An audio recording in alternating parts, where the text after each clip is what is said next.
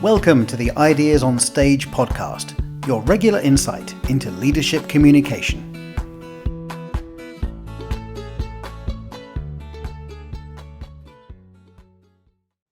Hi, Nic. Welcome to the show.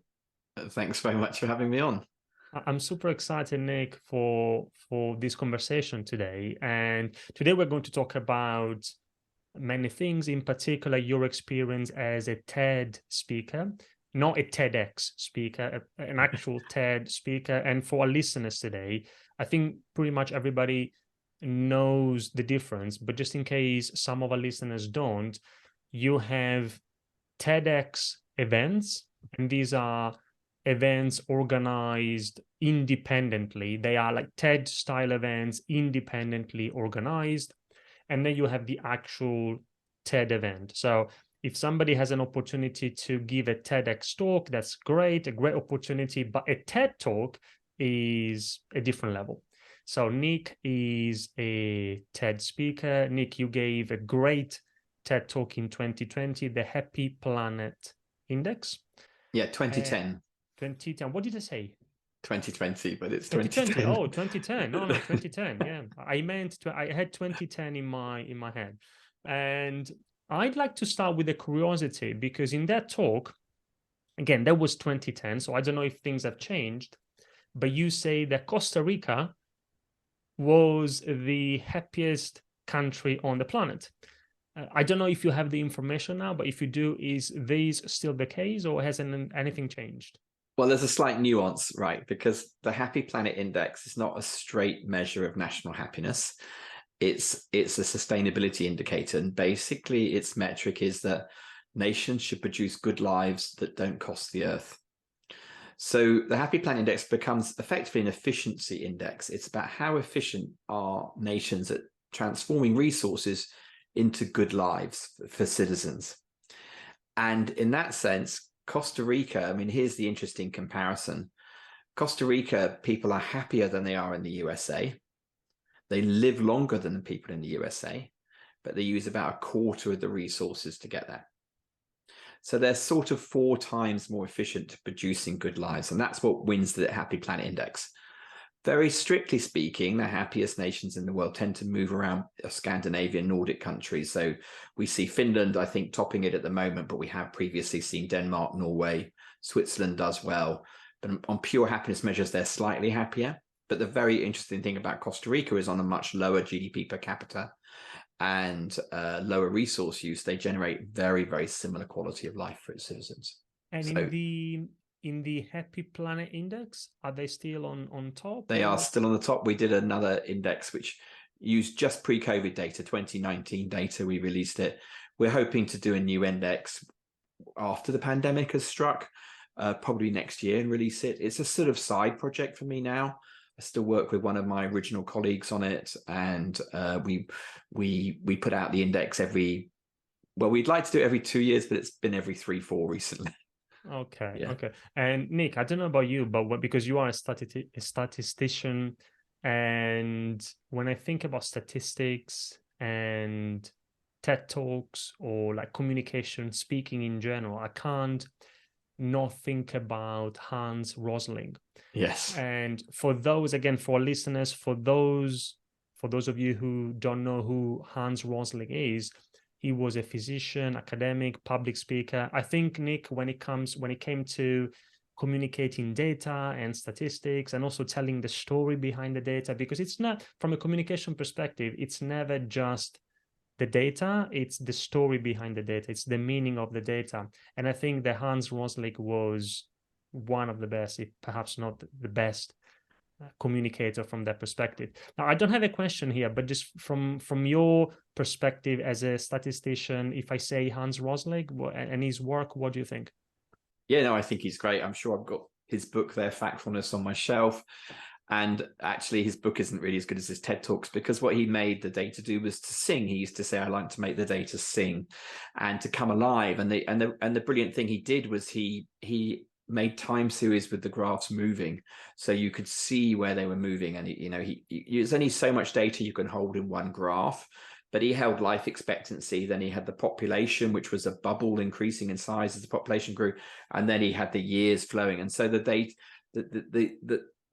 graphs literally sang. Really, they really came alive. I mean, there's still, you've still got debate what those politically mean and what the actions that lead from it are. But he was a huge extrovert. He was hugely charismatic. There's one of his TED Talks, he swallows a sword on stage.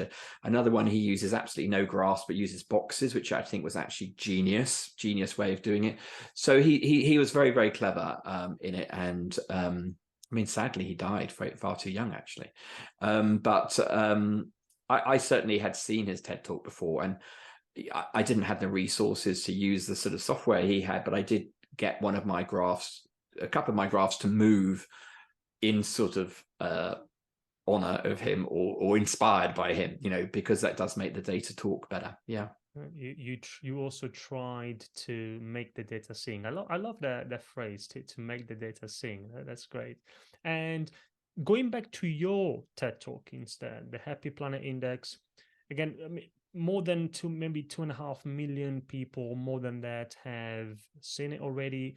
For those who haven't, would you like to tell us the gist of that talk? Yeah, so the Happy Planet Index was an idea that I came up with in about 2005, published in 2006. And my frustration with the sustainability movement, which I certainly would consider myself a part of, was they tend to focus on how bad everything is. And the idea of my talk was to say that, yes, fear draws attention, but we actually have to have a vision about where we're going. I think this holds just as well today as any time, in fact, but even more. I think we're seeing people becoming more fatalistic around what's happening around climate. And it's very depressing if we think the world is basically coming to an end almost. I mean, I had a talk with one of my son's friends at the weekend, over a beer, and his feelings, he doesn't want to have children. He feels the world is in a really bad state and there's nothing he can do about it. And there's that sort of helplessness with it. And really what I want to do with the Happy Planet Index is to say that actually, politically, we need to have a way of thinking about how lives are going to continue to get better. And we have a slightly crazy obsession with economic growth, that we think it's the only way that lives get better. But, if you can create good lives, and by that, I mean, strictly speaking, statistically, that they're happy and they're long. So you have life expectancy as an objective data source, and how happy people are, which is what we call a subjective data. And you merge those into happy life years. Then that's a vision, because who can't buy into the vision that we should live good, long lives? There's no point living unhappy long lives. And there's no point living happy short lives. Well, there's probably even more value in happy short lives than unhappy long ones, actually, for me. But that's the trade-off. But then, we've got to look at how we use the planetary resources that we have. And so that was the idea of the Happy Planet Index, to do that, and was to shake up both the economic crowd, who think they've got the only measure of progress, and also the sustainability crowd, in that actually we need to imagine. We've lost our ability to dream. We think the world is, and I'm an optimist, yes, sometimes an unrealistic optimist probably, but also I think if we're going to tackle these problems, I mean, we have it right now, the COP27 is on at the moment. We have, net zero, sounds like a good aspiration, but it does have the word zero in there. It does sound like we're doing nothing. How do we create a positive vision about it? And so that's really what the Happy Planet Index was doing. That's what I tried to communicate in my talk. It's obviously a statistical instrument that I'm talking about, which just by definition is dull. So to get that across in a talk, you have to tell stories. And so I told stories. And I'm still very proud of the first line I came up with, which was that Martin Luther King didn't have a nightmare, he had a dream. And I as a speaker, I needed, I was a very nervous speaker, obviously, on that day. I needed to get a laugh out of my audience very early. And when they laughed at that, like 4 seconds into my talk, I thought I was okay. And by the way, Nic, one of the things I really liked about your talk is that you started with something. In that case, it was a sort of a quote, or paraphrasing a quote from Martin Luther King. And then you developed your ideas. And then at the very end, you went back to the same quote. And it's not the only way to go about it, but it's a great way to develop a storyline for a presentation. You start with something, it could be a quote, an analogy, a story, an anecdote. You develop your ideas, and then at the end you go back to it. That's, for example, what I do with movies, or not all the time, but often. A movie starts with something, and then the whole movie goes, and then at the very end, sometimes in the last scene, they go back to the very first scene, and only at the end do you understand, that's why the movie started this way. So that was a very powerful technique. Well done. I think you want to mention something here. Well, I mean, it was the first talk I had coaching for. And I worked with a lovely coach called Mary Murphy, and she was, I'm not sure I'm going to quite, Toastmaster, is that the name of the Yep. Yeah, she was a Toastmaster coach and speaker. And when you're creating a talk, you can structure it in lots of different ways, and we went over lots of different structures, and I actually, the first time I had the Martin Luther King quote in the middle, and she suggested we take it to the front and we bookend with it. And the way that she described it to me was that when you start saying Martin Luther King at the end, people will know you're wrapping up the talk, and it will make them feel safe that there's a ending and a summary coming to it. So it was a technique I learned from her for that talk, and it's obviously something I've done with talks since, because it's a very strong technique, but it wasn't something I thought about before that talk, actually. Yeah, it gives for the audience, it gives a nice sense of completion. And yes, developing an interesting and engaging storyline from the very beginning, where you want to capture the audience's attention to the very end, that's a crucial way for a speaker to be able to keep their attention, gain it, and keep it high throughout the presentation. Now, what I like to do, Nic, let's see how much time we have, but I like to look at your experience as a TED speaker first by thinking about what happened before the presentation, the talk, and then your experience during the talk itself, and then also after the talk. What was the impact, if there was an impact? So first of all, how did you end up on a TED stage? Again, we're not talking about a TEDx stage. How did it work for you? How did you end up on that stage? So we put out the Happy Planet Index in 2006. It had got a lot of attention across the media. It was the first global index of happiness, though quite a lot of people missed it. Sustainable happiness we're talking about. They just talked about. So we got a lot of attention to that. And somewhere along the line, it blipped the radar of the European director of TED. I'm pretty sure that he read an article about it in Prospect magazine. We had an article in Prospect magazine. He was reading on an airplane or whatever he was doing about his thing. And they had a theme to the 2010 Global One. Can't quite remember what it was. It was about something about optimistic futures or something. And one day, out of the blue, I just got an email saying, this is Bruno Giuseppe, I think his name was, from TED Europe. Maybe, sorry, Nic, Bruno Giuliani, maybe. Yes, that's his name. Yeah. Bruno Giuliani. Yes, that's it. Sorry for my mashing of Italian surnames. I think he was Swiss, actually. Anyway, he emailed me, and he said that, he'd read it, and, did I want to have a meeting? Did I know anything about TED Talks? And yes, I did know about TED Talks. He very clearly in the email said, this is not an offer of a TED Talk. This is an offer to have a conversation about doing a TED Talk. And so then we arranged to meet for a coffee. We met in a coffee place in St. James's Park in London. If I still walk past this little place in St. James's Park, it's sort of like a tourist coffee shop in the park. I just remember this meeting because I'd never been to this coffee shop before. It's like one of those ones in a public park, had nice glass windows, and I didn't really know who I was looking for. But anyway, he recognized me straight away, and we had a coffee together. And within 45 minutes of talking, he'd said, yes, I'd like you to do a TED Talk. Of course, he wants to check out whether I could be a talker. Have I got enough charisma? Have I got enough passion about the subject? And so then the offer came. He made the offer straight over that cup of coffee. And then, of course, I panicked, because Because I worked in a small think tank with small budgets. We produced the first Happy Planet Index on a budget of £25,000. We are not big hitters, and you suddenly knew this was a communication opportunity which was very big.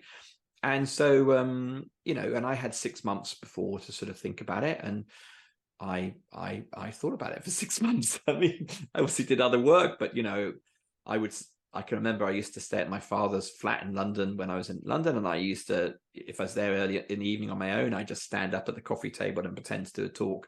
And it went through many, many iterations before it ended up where it was. And what stories did I do? Who did I want to thank in it? Who did I want to nod to? And and then you just have to keep cutting.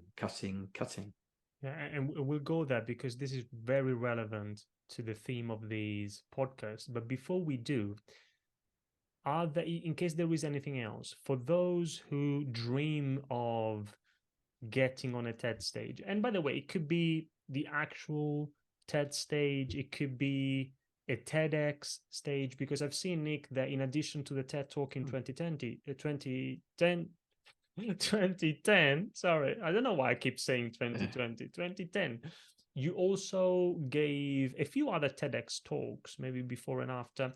So do you have any tips, do's and don'ts for those who are interested in getting on a TED or TEDx stage?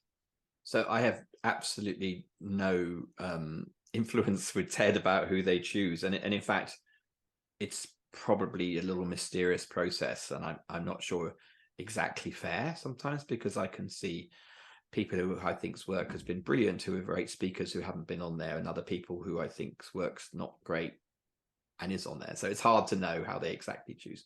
TEDx's are, I obviously got asked to do a few TEDx's afterwards, because they quite like having a TED speaker as one of the people in it, and I did a few, and there was some good ones. There were some very good TEDx's, and I think the way to get attention of TED is to do a very brilliant TEDx.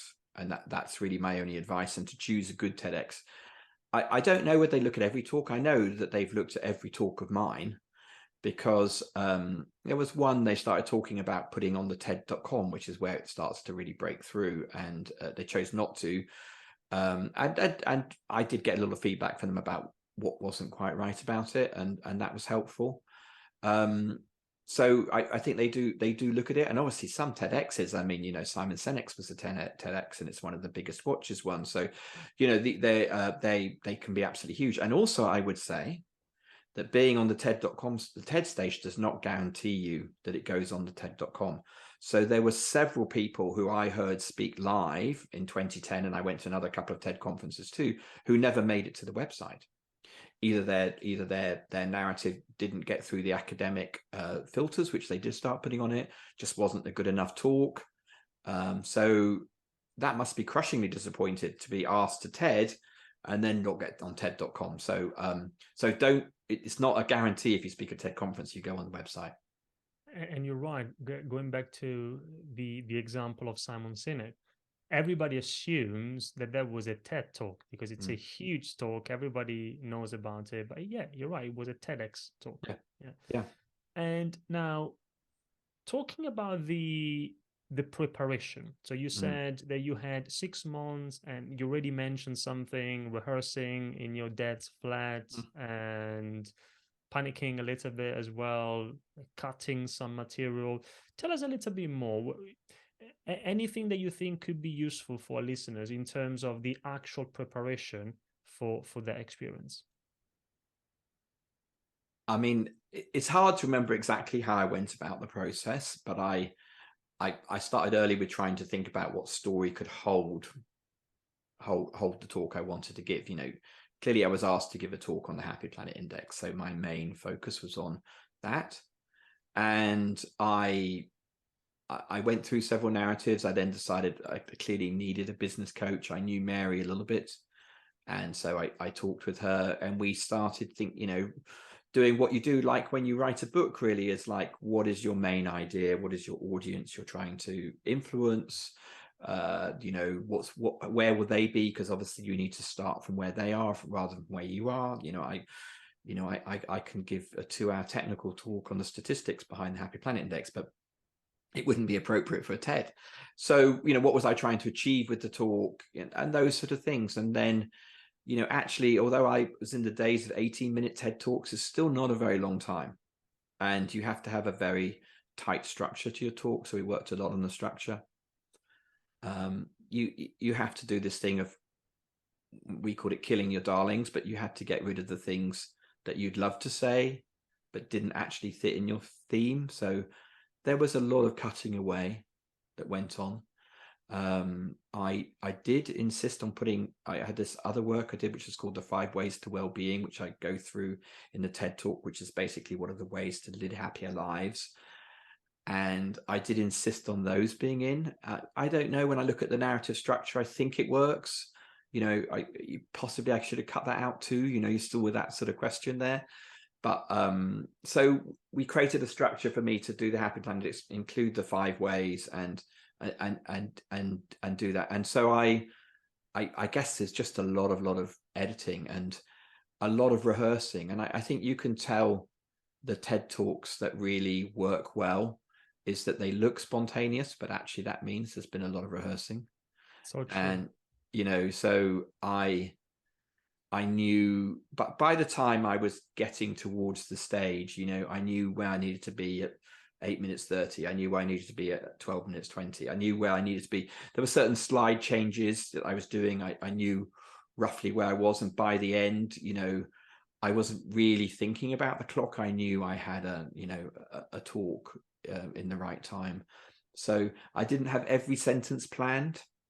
I guess kind of. I reached for 1 of 2 or 3 sentences in a few places. And so it wasn't scripted totally. That's how I tried to keep it. That's exactly the approach I would recommend. I say to my clients, for example, you don't have to, unless it works for you, but you don't have to memorize a talk, again, unless you are a memorizer, because you have some speakers who love to memorize, to follow it word for word. But definitely you have to internalize it. And it sounds like that's what you've done, Nic. You've internalized your content, which means that you knew, even if you didn't memorize it, but you knew exactly pretty much what to say and when. The structure was there. And this is crucial. You're right. Often we look at great talks, great speakers, and we think, wow, it's so simple for that speaker. It must come natural to them. And no, the most important thing that any great presenter does is they rehearse, they practice. That makes a big difference. And now you talked about killing your darlings. And so, because I wanted to ask you that question, the importance of cutting, editing, removing, getting to the core of what it is that you want to communicate. So when you told me before this conversation, you said that perhaps there was one more thing that you could have cut, but you didn't do it. That was the 5 suggestions at the end, right? Okay. Yeah, I have to say, looking at your talk, now that you say, okay, I get it, but I didn't say it as something that you've added that perhaps shouldn't be there. To me, it made sense. Normally, I'm a big fan of cutting, removing stuff. I think your decision about what you remove is often more important about your decision about what you leave in. But in your case, I think you talk about the Happy Planet Index, you talk about this idea, and then you leave the audience with some practical things either to do or to consider if they want to be happy. So to me, it made sense. Yeah, I think it did. I just remember, we were certainly playing with the structure, with it in, with it out, and how it would work. I felt, well, it's the piece of work. There's only 3 pieces of work over my whole career, which I just love. Happy Planet is one, 5 ways is the other, and the other is what I do now, which is about measuring team happiness. But it's like, because you do lots of work and lots of reports, and at the time you get them out there and you think they're great. But I mean, those 3 over the last 25 years or whatever I've worked in this field, it's like, those are the ones I still think are. So I really wanted to get it in there. So anyway, it was just that I remember it was debate at the time, and I was obviously totally with including it, but it's the bit where you start thinking, oh, should I not have that in there? And then I also had to be a bit savvy. You know, I worked in the think tank. You know, we're always a little, you know, it was always tricky getting funding, whatever. So, you know, I mentioned the think tank. I actually put in one line there about a piece of work I was just starting there about businesses that, you know, you can create happy, sustainable businesses. And actually, that's what I mainly do now. And I quite strategically left that sentence in there, you know, because it was to open up a possible path of work for me. I don't know whether it helped at all, but I did that, you know. So you have to think very carefully what you want to have in there, particularly when you're working in this TED format, you know. And of course, it's got shortened now to 12 minutes or 6 minutes, and I think that's good, but it's even more so. No, you're right. You need to be strategic about it, especially on TED. They tell you can't. It's not an opportunity for you to sell your stuff. No. But yeah, you can be strategic about it. And also, you were talking about rehearsing. Just out of curiosity, do you remember roughly how many times did you rehearse for that talk? I mean, you know, obviously ramped it up towards the end. I mean, I was certainly rehearsing it twice a day and the week before. I was with my partner at the time, and you know, she would go through it with me, and I did a rehearsal on stage the day before, which was really bad, went badly. Chris Anderson was there, and he critiqued me about something, and I felt, you know, but it was interesting. I think when you're rehearsing without a crowd, it's very difficult. You know, I was nervous, and I think what I was trying to do was to get this talk out the back of my head, and I was leaning back. Of course, with an audience, one naturally leans forward and feeds off the energy of the audience. So it's quite different experience. But there's a time when you're giving a talk, if you're thinking too much about what your sentence is, you know, your eyes can go up into your head and you can start thinking here, and then that makes you feel disengaged from the audience. And that was what Chris Anderson said to me the night before. I was absolutely furious with his feedback at the time. And because I felt like, you know, how is he helping me? It wasn't, you know, I just felt like, you know, why are you saying something like that? But, you know, I talked it through with my partner, and, you know, and we sort of understood what he was saying, and it sort of reminded me about feeling grounded on the day of the talk, and which were things I was already thinking about. But, you know, I think I didn't feel grounded at the rehearsal. It was very busy. There was lots of, you know, stage crew around. You were flipping between people. It wasn't the real thing. It was just to get you on the spot to understand where you were standing and things like that. So it wasn't actually a real experience, because I was already an experienced speaker, and you wait in the wings, and you get the nervous energy, and you go out there, and then you know. So it was quite a different experience. Than the rehearsal was a very different experience than it was going to be. So I sort of forgave myself that I was perhaps leaning back too much, and I'm happy with my delivery as a talk. Certainly, as I look back on it. For our listeners, Chris Anderson is, just in case you don't know him, is the curator of TED, and he's also the author of TED Talks, the book TED Talks, which is the official guide to TED Talks, TED speaking. And you mentioned a very useful concept. Now, not only did you rehearse at home, but and of course they want you to do that, but as a principle, we should always try to do something similar. You also rehearse there on stage the day before.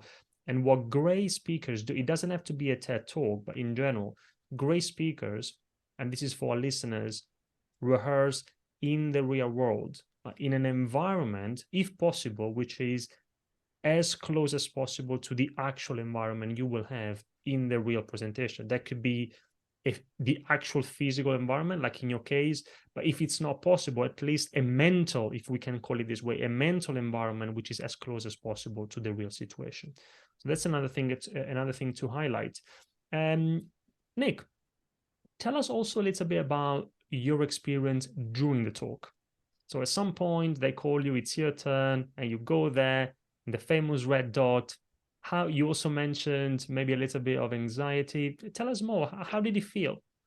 Well, I wouldn't be human if I wasn't a little anxious about what you. I mean, the pressure with the TED Talk is it's not just a talk; it's a video. It's a one-shot video. That's the pressure of it. And you also know it's the video that defines your career, certainly up until that point. So not just a little bit of pressure, and also I had an idea that I was passionate about that I wanted to communicate to the world. So there was the responsibility. I mean, in the end, the loyalty is it's the idea, not to me, Nic. It's the idea that's the king here. So, and that's what TED is supposed to be, ideas worth spreading. So I was very committed to spreading the idea that we had. So as I said just earlier, I think it's about feeling grounded, and I'm very much someone that believes that you should feel your feet on the floor as you start to make a talk, so that you don't lift up and sort of elevate. You stay grounded. And so I wore my favorite shoes, which were a pair of Johan Cruyff trainers, which I picked up in Amsterdam on a rainy afternoon, and I loved these trainers. And I work for a think tank, I'm not, so wearing jeans and a jacket is a perfectly appropriate thing in trainers. So I wore my favorite trainers. And I did. And I sometimes say, when people say to you about talk, I say, wear your favorite shoes, wear something that makes you feel comfortable, particularly your shoes, because that's what connects you to the earth. So, that's always one of my tips to speakers: wear good shoes, wear your favorite shoes, feel your feet on the ground, and press down on the ground as you get there. And then not to rush. So my partner at the time, she wasn't British. She was Scandinavian, she was Norwegian. And she said to me that most people will listen to you in a second language on a TED stage. English won't be their first language. And she very much critiqued a lot of American speakers for speaking too fast. So she was very into the slow down, which was an important thing I did in my talk, and not speak too quickly and leave spaces and for the audience to catch up with where you are. So I just, tried to pace it. And then, as I said, I knew I had a joke to make very early. That was, for me, it's one of the ways I feel an audience is on my side. If they laugh with me, it makes me feel, gives you that energy back. So when I got that laugh at the right time, and you don't want to laugh at the wrong time, do you? You want to laugh at the right time. That Martin Luther King didn't say he had a nightmare. He said he had a dream. And, I'd heard someone else vaguely say something similar to that about 3 or 4 years earlier in a little conference in Wales. And I went up to him and said, that's such a clever idea to use that idea of dreams and nightmares. And and clearly it's quite shameless to reach to Martin Luther King. He's one of the greatest orators ever, and you're trying to have some of that glory come upon you. But I think I did use him respectfully. I mean, we did talk about, not using him and everything like that. And I know that Bruno said to me about 2 years later, I've told people no one's allowed to use Martin Luther King anymore. He said, Nic did it well and this person did it badly, but so I think I did it in the right spirit. And I know I was the first person to use that phrase on a big stage. I'm sure other people will look at it and go, oh, I've had that idea, because we do. But and no idea is ever entirely original. But it was in context, and I talked about, and I was talking about nightmares and dreams. That was what my talk was about. Are we going towards a nightmare of the future? Can we dream a better vision one? So it was appropriate. And when I got that laugh, I just felt the energy and I eased. And there were places in the talk where I wanted to bring the audience back to me. So Mary was very good at this coaching with me, where she said, you need to bring it back to you as a statistician. So there's a point, I can't remember quite where it is in the talk, where I said, because Robert Kennedy was another big person I used his quote on GDP, which is something that myself and particularly a guy I work with called Professor Tim Jackson have used for many years, about the idea of his speech in Kansas in 1968, where he talked about GDP measures everything except that which makes life worthwhile. And instead of just quoting him, I said, if Kennedy was alive today, he would be asking statisticians like me how you measured the worth of everything. So I brought it from Kennedy back to me, so trying to ground it with these people. So same with Martin Luther King. I also have I have a dream. And in fact, I only wrote that second line in the 2 days before the talk. I was still playing with the lines in it, and I said, I have a dream, and I have a dream that we can stop thinking the future is a nightmare. So I played on that theme. And I guess I felt I got the audience on my side. I felt grounded, and I tried to bring the energy back out of the figures, back into personal stories. Like, what does a statistician do with his career? He tries to make measurement that is worth something, that is measuring something worthwhile. So that was how I sort of wove it back into my story. I think nowadays I do tell more stories about me than I did then. I was younger. I also felt a great responsibility of the idea. I had my whole think tank sort of cheering me on behind me, and and so it's like I probably went into the big video. I think now I do tend to take it back more to us in my talks than perhaps that talk does. Thank you very much for sharing your experience and lots of practical tips as well. And I'd like to highlight some of the things you've mentioned because they're very relevant, very important for anybody who's interested in public speaking, presentation skills, communication. So at the end, you mentioned personal stories, absolutely, anecdotes, storytelling in general, very powerful, as long as, of course, they make a point. It's not about ourselves. Storytelling is not about telling stories for the sake of telling a story. We want to use a story, an example, an anecdote, because it makes a point. And people will remember the story and what that means. That's really useful. Also, you mentioned being grounded. Absolutely. So we want to feel the weight of our body being equally balanced on both legs as we start and also during the talk. So that's another thing that you've mentioned, really useful. And also pausing, slowing down. Every time we do that, for example, when we pause before or after a key word or a key phrase, first of all, we give the audience time to think about what we've just said, especially, as you said, Nic, if we are talking about an international audience. We also give ourselves, as the presenter, time to think about what to say next, what to show next, what to do next. And also, every time we pause, that increases the impact of what we've just said. So another practical tip there. Thank you, Nic. And let's talk about, so far we looked at how to get, at least from your experience, on a TED stage or TEDx stage. We talked about your preparation. We talked about your experience during the talk. Let's talk about after the TED talk. How did it work for you? Was there any impact? And if so, what was it? Yeah, I mean, it's in some ways it's a mixed story afterwards.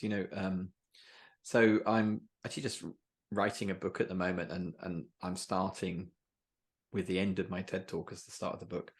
And because the funny thing was that I got to the end and I looked down at the clock. They have this clock on the thing here, and it said I can still 17 minutes 20, and it should have been, in my opinion, 17 minutes 55, because I should have done exactly 18, right? And the first thought as people started clapping in my little head was, what have I missed?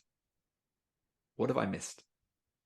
And they're clapping. And also, I'm in a slightly out of body experience at this stage, in the sense that this is a big talk. It's not how I am in every talk, but this was such pressure that I was so in my own zone that I wasn't really able to absorb that applause, or, and I was with this, what have I missed? What have I missed? And then, obviously I head off stage and they're clapping, and it was all fine. And I was very lucky I was on the first day of the conference, so I could enjoy the rest of the conference. I wasn't on the third day when everyone's tired, and I'd been nervous for 3 days, which would have been, I got it done the first day. That was very lucky scheduling for me. So anyway, that was all good. But what did I miss is sort of kind of an interesting question that stayed with me, in the sense that a talk does not change so much. At the end of the day, here we are 12 years later, we haven't really made any progress on climate of very much significance across the world and Europe. We've still got similar problems. We've still got this bleak future, probably even worse. So I have a contribution to make in a very, very large area, which is climate. It's quite a depressing thing, and I really started to realize that doing big high level indicators was only going to make so much impact. I still think it has a place to play, but I decided somewhere in the next sort of 2 years that I wanted to do something more practical next, something that was closer to people's lives and not so big. So that sort of came through. There's also the question of what happens is that the TED Talk gives you an opportunity to be a very well-paid public speaker in the US if you're prepared to do the miles. And I dabbled in that, and I didn't like it. I didn't mind the dollars, but I just didn't like the feeling that you come somewhere, people had booked you, they sort of had an expectation that you're the entertainment, and they're ever so nice to you, and it's all a bit fake, and then you get there and you make your talk and you stay in your fancy hotel and then you fly back and whatever. And I certainly dabbled in that, but I decided it wasn't for me. And of course, people from very good TEDx's have made very good careers as speakers, and that's absolutely good. I'm all good with that. But it's not me. I'm still an activist. I'm still a statistician, and I decided it would be a distraction. So that was an interesting thing which I hadn't expected from the TED. And I did write one of the first TED books, and that sold a good number of copies. It's not actually available anymore because it was just a Kindle edition and it's out of print. They decided to take it down, but if anybody wants a copy, they can link me in, and I'll send them a copy of it. It's called the Happiness Manifesto. I sort of went for it, but I think I probably slightly got ahead of myself about being, more important than I thought I was. I sort of needed to go back to my work, and that took me some years to work that out, because I dabbled around, made some money, and flew around the world, and it wasn't great. It wasn't me. Sort of thing. It wasn't for you. It wasn't for you. Yeah. And a couple of follow-up questions or thoughts. I'm curious now. Did you miss something in the talk, or was it just? I did. I've looked back at it. I looked back at it the next. As soon as I had a video of it. No, that wasn't the next day. I didn't get a rush of it, and they didn't send me a rush of it for 2 months. It got released quite quickly because they do drip them out. I think mine got released in September, and I gave them the talk in June, so it was pretty quick. I think I spoke very slightly faster. I was trying to speak slowly, and I think in my rehearsals it's easier. And I think just the adrenaline of it, I just went a tiny bit faster. I don't think I went too fast, but I just think I went a little bit quicker. Yeah. One thing we do with our clients, Nic, is we make them during rehearsals, not of course during the talk, but in rehearsals, we make them exaggerate how slow they go. We make them exaggerate certain poses. And that's not what we want them to do during the talk. But what happens is, especially if you tend to speak a little bit too fast, if you don't exaggerate it when you rehearse, then you lose, most likely because of the adrenaline, the anxiety, the pressure, you lose that important pose. Whereas if you exaggerate it, often that helps you find the right balance during the actual experience. I also wanted to ask you, I wanted to mention something because you mentioned the impact. Now, I totally get what you're saying. It also wasn't for you. I appreciate, I respect it. I do believe, though, that a talk can make a huge impact. And there are examples. And again, I understand what you're saying. Maybe because I'm biased, I'm a presentation coach. I think I probably slightly overstated it there, but I think the circuit in the States is different than my TED talk has certainly made an impact, and I can give talks at conferences, like my work at the moment, which would be more HR or business conferences around, why I have this phrase, happiness is a serious business, why happiness is a serious business, and why you should take it seriously in your organization. And I think those can do, particularly if you've got things to follow up with. And then there's this sort of circuit that goes on in the States, and beyond, which is, we're having, we're EY or we're PwC, we're doing a big conference for our stakeholders, and can you come and do a talk? And people haven't come to hear my message, they come for something else, and I'm there. And they pay, silly money. I was only in league. I was only in Division 2 or League 1 or whatever it is. I wasn't in the Premier League with it, but it was very decent money.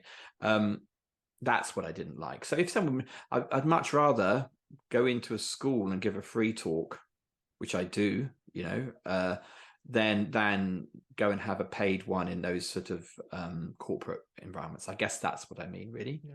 So I think it depends on what the event is. I still do talks and I still design them to be impactful, but I think that circuit I found a bit soulless. Yeah. Oh, I understand. And I also, Nic, I'd like to go back to something you mentioned before, the feedback you got from, I'm changing topics now. That's what I like to do in conversations. The feedback you got from Chris Anderson, and I have to say, then in the actual talk, I didn't see that from a delivery perspective. I actually liked your delivery. One thing in particular I liked was your facial expressions, you're smiling. At some point during the talk, you had a smile on your face, and it was very much connected to something that you were saying at that particular moment. And often that doesn't happen. Smiling, it's natural for us. We often do it in conversations, but then as soon as the dynamic is a little bit different, either formal or very important, like a TED talk, we tend, whether we are aware of it or not, we become much more serious. We don't smile. We forget to smile. You haven't done it, and that allowed you to make, at least watching it on video. I wasn't there, of course, but that allowed you to make a strong connection with the audience. So well done. Yeah, I think that's one of my strengths as a speaker. I'm quite present in that moment, and I do smile a lot. I mean, I've probably done it on this video. It's my natural way of being. And also I have we'd call it in psychology a Duchenne smile. I have a very authentic smile that I can play out. Like, I mean, Julia Roberts, when she's acting, she does this huge beam, which is very hard for an actor to do, because it involves a lot of muscles around the eyes and everything like that.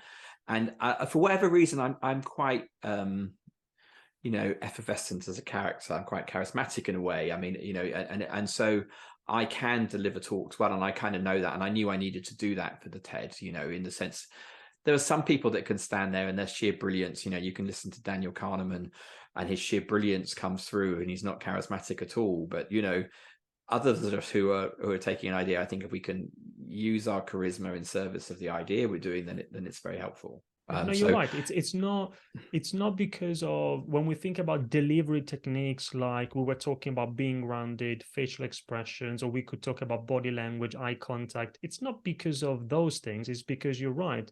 Those things help you amplify your idea, your message. Yeah. Okay, Nic, I think we've got some time to do something a little bit different. And what I mean by that is that I would like to ask you a few questions on the actual content of your talk. And what I've done is I have a friend here in London. He's an economist. And so I asked him to watch your talk. Yeah, okay. And I said, do you have it, like, from your perspective as an economist, do you have any questions for Nic? And I'm going to take the question. So I've got a WhatsApp message from him. Okay. And let's see what he said. So just give me a second, yeah? I need to find it. Yes. So he's got 3 questions. Let's see if we've got time. Okay. One question is, okay, so he says, again, that comes from the perspective of an economist. He says, okay, if you think about what you do, your job, the Happy Planet Index, now you moved on, of course, we're talking about 2010, but happiness in general, how much is that an art and how much is that a science? So one of the things that I try and do as a statistician is to turn feelings into data. And I think feelings are data actually naturally for us, in the sense that how we feel is giving us a sense of how the world is around us. That's actually what they're doing functionally from an evolutionary and a experiential way.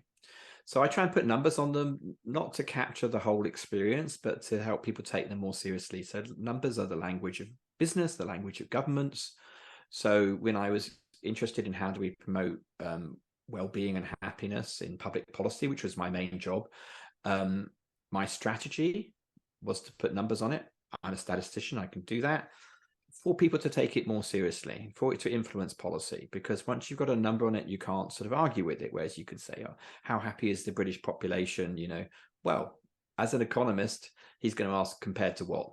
Well, okay, compared to other people in the world, or compared to how they were a few years ago. So I think if you're going to have good data, you need to be able to compare it, and you need to have some robustness to it. So can you have a time trend? Can you see changes through time? Is it malleable to public policy? Can you actually change it? So in that sense, there's definitely a science behind it, but we're playing into the realm of human emotion. So in a way, I think it's where art and science match. It's kind of why I think there's an aesthetic to what I try and do. So the Happy Planet is a very simple indicator. It's got a simple, clean aesthetic to it. I've done very complex indicators. People just get lost in the detail. So keeping simplicity helps you keep that side to it. So I think it has a science underneath it, and the way it's communicated probably becomes more of an art. That's probably how I'd answer this question.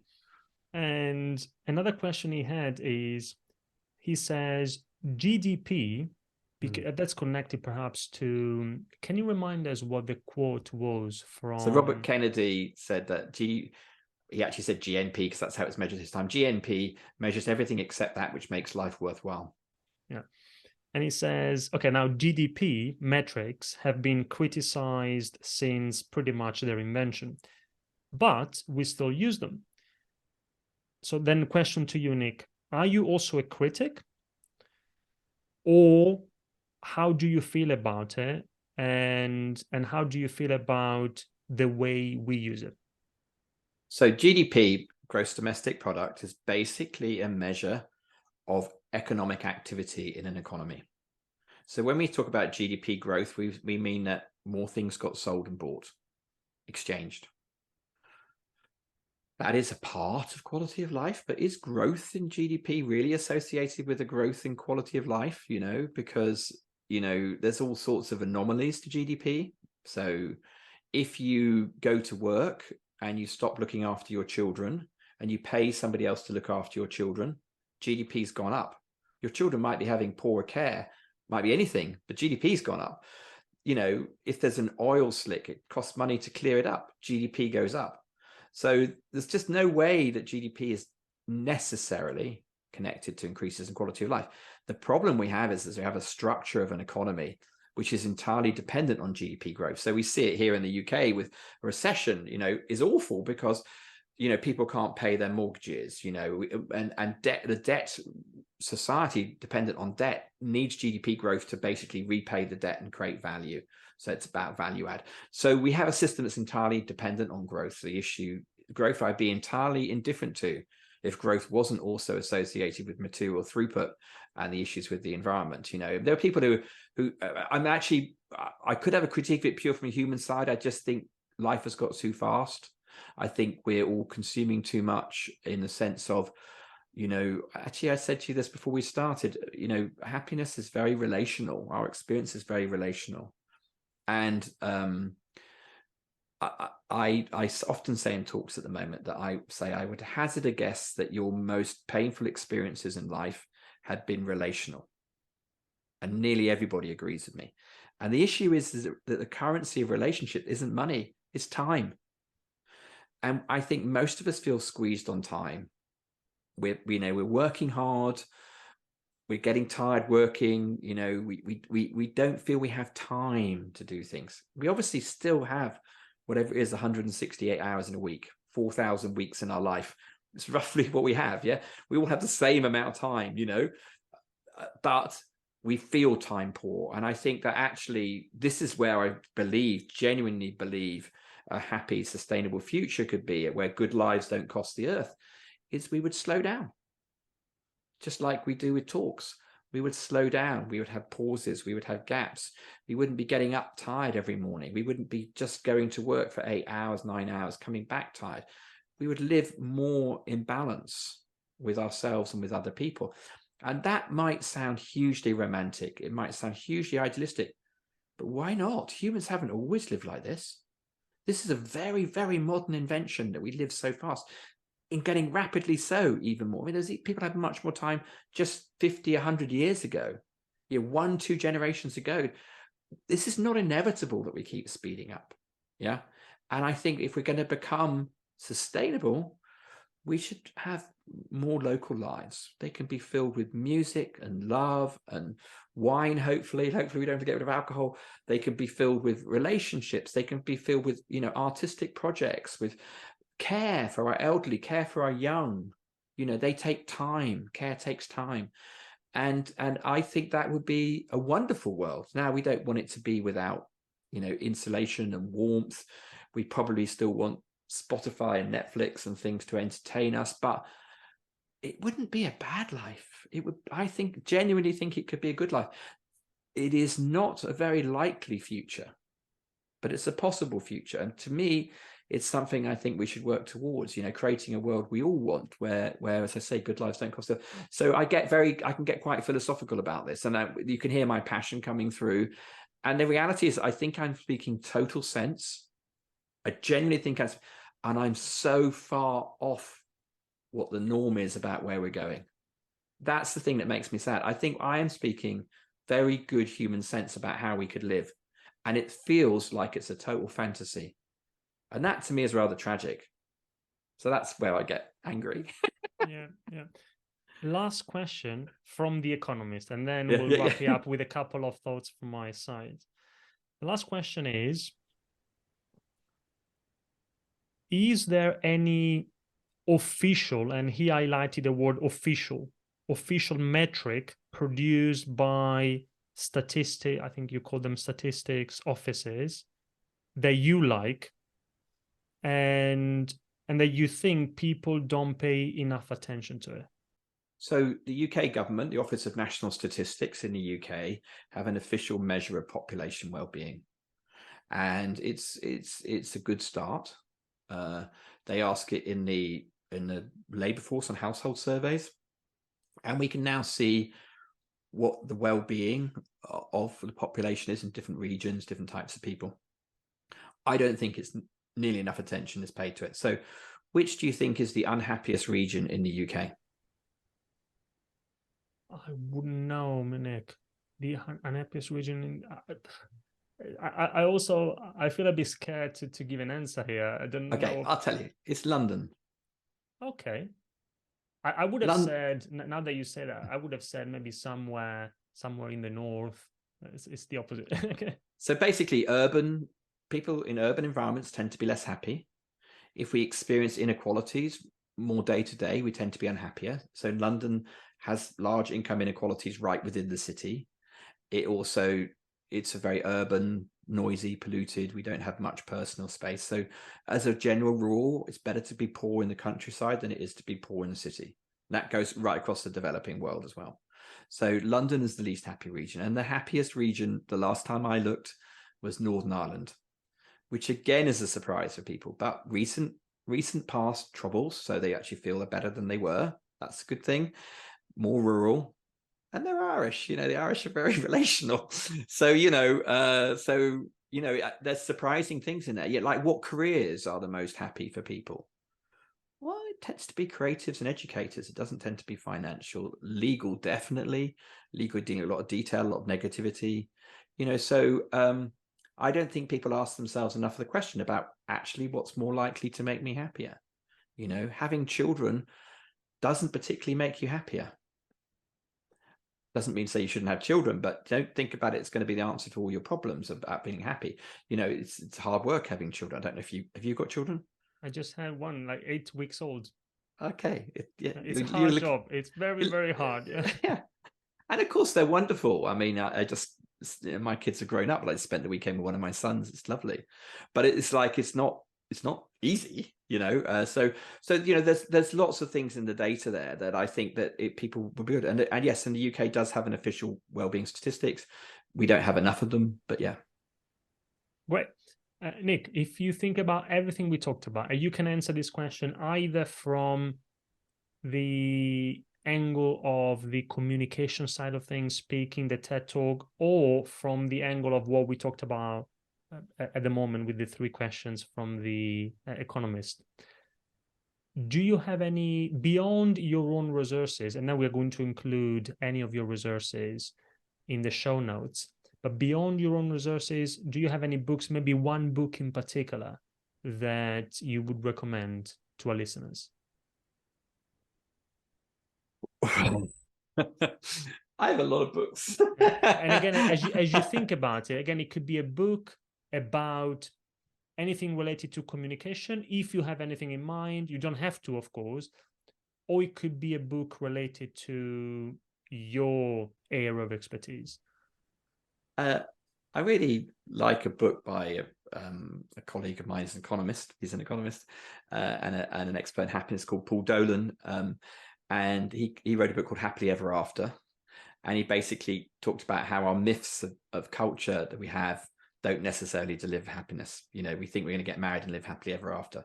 Marriage is difficult, and I really liked it because he approached it from this sort of angle. It actually hasn't sold as much as his other book called Happiness by Design, but I like that as a book. And there's quite a lot of happiness books I don't like, because I don't think they appreciate the difficulty of, I think we can talk about happiness, and actually, like I work on happy teams. It's difficult to create a happy team. It sounds very easy, but it's actually difficult. It's taking time in a busy world and doing it. So that's why I'm writing a book on that at the moment, because I don't feel someone's written the book that I want to read, so I better write it myself. So that would probably be it. I don't know. I mean, I love some books. Like I can never say his name, but David Spiegelhalter has written a book called The Art of Statistics, which is very, very good. As a statistician, I really respect his work. You hear him on Radio 4. He often talk about risk assessments. We've got a very poor understanding of risk in our public domain. We talk about, your chances of getting bowel cancer will increase 20% if you have 3 rashers of bacon a year. Well, that goes from having a 6 in 1,000 chance to a 7 in 1,000 chance. So don't sweat about it too much. Much better to think about whether you've got good friends. Beautiful book called Friends by Robin Dunbar on the importance of friendships. It's the most important thing. Obviously, if we can be best friends with our partner, our spouse, and have that reciprocity of love in a relationship, I think that's the most important thing. But there's strong evolutionary reasons about why we are very relational as beings. We solve problems together. That's why we work in teams. We solve problems together. And so our relationships, I think, are the most important thing we do in a thing. And I don't think there's enough attention to that. The book you're writing is about how to make happy teams. How to build happy teams. So its draft title at the moment is Happiness is a Serious Business, How to Build Happy, Successful Teams. They also have to be successful too. We can't build happy, unsuccessful teams. That's not going to help anything at work. So yeah, and it's both a how-to, and it's also an exploring of leading a team. Being a team leader is difficult. It's a difficult job. We don't support team leaders nearly enough with the human relational side of their work. We give them these targets on their delivery and what they're doing, and we tell them to get on with it. And then we squeeze them from above, and then from below, they're getting, hassle from their team members because they're not happy, whatever. So they get really squeezed. And I think, how do we make the team leader job? How do we help them be team leaders that are respected and loved by their team members and are delivering their targets? And it's not an easy thing to do, but it's possible. And the book will be available next year, or? So I've set myself to write it by March, so I guess it would come out at the end of next year. Okay. I'm going to release a little ebook probably in January about how to build happy teams, which will be a sort of prelude of it, and that will be available on our website. So my company is called Friday Pulse, fridaypulse.com, because we asked people on Friday how their week was, and we measure and improve team happiness. So we've already got some white papers on there, but at the moment I'm working on a little ebook to be downloadable for January, which will be part of the book. But yeah, writing is a painful process for me. Writing a talk is a joy. Writing on paper is painful. I don't know how you are, but too. I'm writing my own book at the moment, and on how business owners, business leaders can become more confident presenters. And yeah, so I can relate to that. It's not an easy experience, not an easy thing to do. Yeah. Nic, if anybody wants to connect with you, where do they find you? Fridaypulse.com is my business, so you can find me that way. I have my own website, which is a bit out of date, but it's there, nicmarks.org. So Nic is no K, nicmarks.org. And then LinkedIn is the best place to find me. It's the only social I use. But again, if you spell Nic without a K and you put me in, you're going to find me straight away. And if you want a copy of my TED book, I have it nicely in a PDF I can send people if they're interested in it. So just send me a message on LinkedIn and I'll pop you a copy of it. What's the most important thing? If you think about everything we've talked about today, if there's one thing you would like our audience to remember or take away from this conversation, what is it? I think we go back to giving a talk, I think have a very clear idea on what you want to deliver. We can ramble. It's very easy to talk. It's very easy to be funny. Well, it's not easy, but a lot of people just are naturally funny. They can tell jokes, but have a clear thing you want to communicate. What do you want them to take away from your talk? As in, how do you want to help them to do something different after your talk? So I think it's having that clarity and then feeling in service of the idea. I think that's where, it's like I'm not very important. The idea is much more important than me. That's my philosophy, certainly. And as a presentation coach, I can tell you, Nic, I was very happy to hear your experience, the ins and outs of giving a TED Talk, preparing for it, because you've prepared for it. You've done a lot. You went through a very good preparation. You say you worked with a coach, and also thinking about, you mentioned a couple of days before you added or you changed a line that wasn't there. So there was a lot of preparation, rehearsing, and that's what we need to do if we want to make an impact on a stage. Before we close, is there anything else? Any final messages, final thoughts, maybe a question that you would have liked for me to ask and I haven't done it? Anything at all that you'd like to mention before we close? No, I don't think so. I really enjoyed talking about it and slightly reminiscing. It's nice to reminisce about it. It was a peak experience in my life. Of course it was. And, and it's something I genuinely feel happy with. And I know some other people who've given TED Talks that don't feel happy with their TED Talk. So, I think the work I put in before was worth it, because I ended up feeling something I was proud of. I think we should feel proud of our work. It's very good when we do. So there's lots of talks I've given which I don't feel proud of, but that one I feel proud of. And talking about metrics, it's not the only indicator of whether or not a talk is successful, but more than 2.5 million people viewed it. So congratulations again. Well done. Thank you. And thank you very much again for your time, for sharing your ideas, your insights, both from a communication perspective and in terms of happiness in general. Very interesting, very insightful. And all the very best. Let's keep in touch. Thanks very much indeed. Cheers. If you enjoyed this episode of the Ideas on Stage podcast, there are many more you might like, so please subscribe, leave us a review, and tell us what you think. You can find many more ideas on business communication at ideasonstage.com or by searching for Ideas on Stage on iTunes, YouTube, or wherever you get your podcasts. Thanks for listening, and goodbye for now.